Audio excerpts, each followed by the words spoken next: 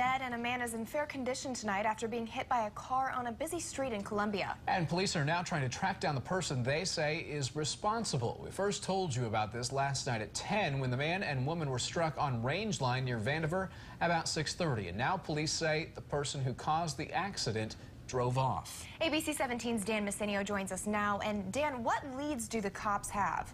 Dana, police just called me back and they said the investigation into this incident continues. They say they are looking for an unknown car. They say forced a car driven by a teenager off the road and into 52-year-old Michael Johnson and 44-year-old Diana Barney. Barney died of her injuries shortly after the crash. Police do not know anything about the car that caused this, and businesses in the area I spoke with today said investigators had been in contact with them looking for surveillance video. I talked to a couple of witnesses today who told me it was a difficult scene.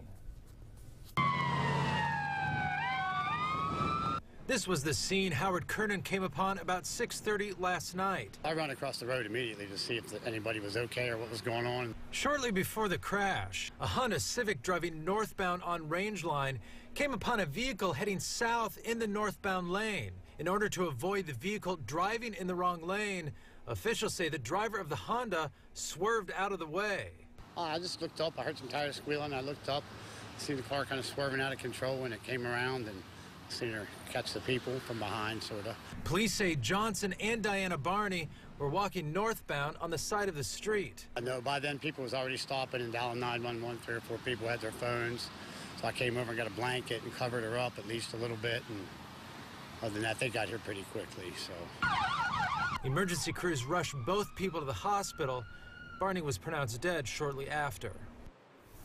Kernan, our witness, told me cars speed by on Range Line frequently. Another witness told me he was surprised to see people walking along the street since very few walk on that stretch of road. Thank you, Dan. Police tell us speed, impairment, or inattention on the part of the driver of the Honda were not factors in the crash. Well, after more